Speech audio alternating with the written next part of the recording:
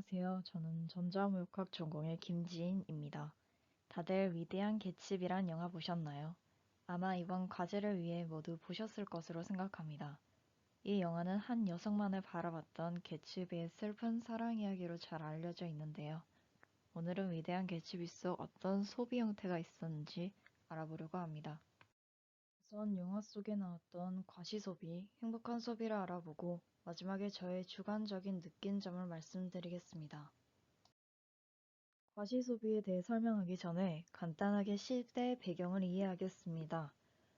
이 시기는 1차 세계대전에서 승리한 미국이 경제 대공황 이전까지 엄청난 성장과 부를 누리던 시기였습니다. 막 전쟁이 끝나 행복과 공허함이 공존했고 그 탓에 지나친 음주, 범죄가 일어났습니다. 이를 막기 위해 금주령이 내려졌지만 오히려 몰래 술을 거래해 거액의 돈을 챙긴 조직이 만들어졌고 개츠비 또한 밀주를 통해 뒷돈을 본 졸부였습니다. 저는 화면 속 주인공들이 자신의 지력을 과시하기 위해 산 물건들을 찾아보았는데요.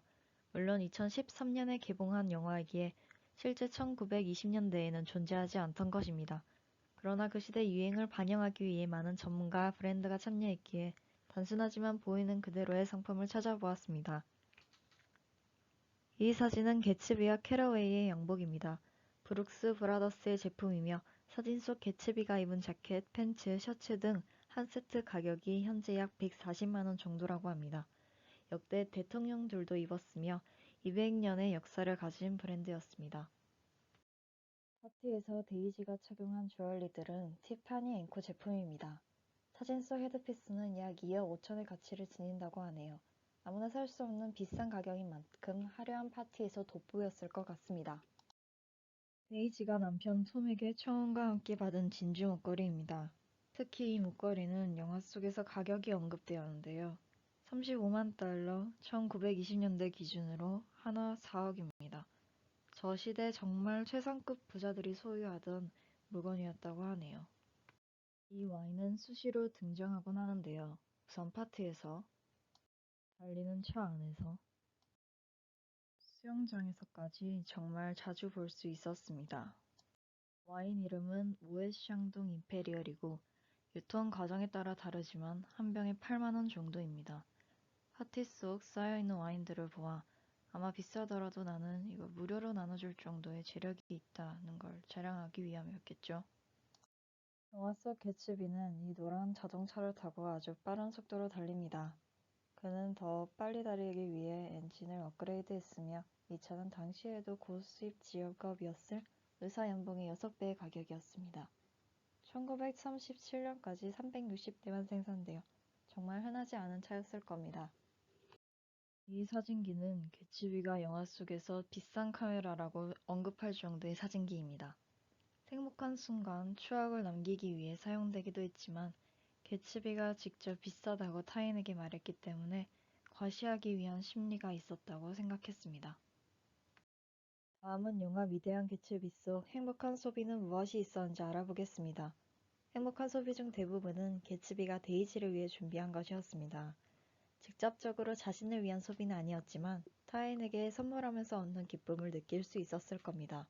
그는 5년간 만나지 못했던 데이지와의 재회를 위해 꽃을 사들이고 집에 진열해 둔 여러 개의 옷을 막 흩날리면서 웃기도 합니다.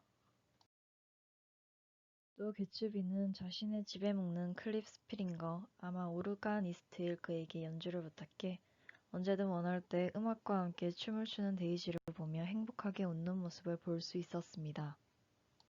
저는 위대한 개츠비를 보고 난 후 내 소비만 추구하다 남에게 고통을 준 적은 없는가 하며 되돌아보았고 개츠비의 거짓된 모습이 초래한 결과를 보고 돈으로 살 수 없다는 게 있다는 걸 다시금 깨달을 수 있었습니다.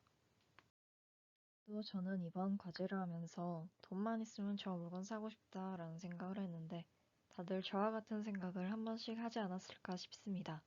개츠비를 본 사람 중 아마 한 명쯤은 본 것에 영향을 받아 영화 속 물건을 구매하지 않았을까요? 이 두 가지는 제가 생각하는 위대한 개츠비 속 교훈입니다. 첫째, 소비할 때 도덕적으로 옳은 방식으로 소비해야 한다는 것. 둘째, 관계는 소비로만 얻을 수 있는 것이 아니라 그 이상의 다른 것이 요구된다는 것.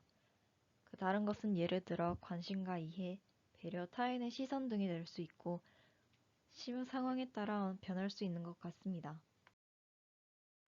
지금까지 위대한 개츠비 속 소비에 대해 알아보았습니다. 여러분에게 인상 깊었던 소비는 무엇인가요? 마지막으로 자신은 어떤 목적을 위해 소비하는지 떠올려 보셔도 좋을 것 같습니다. 들어주셔서 감사합니다.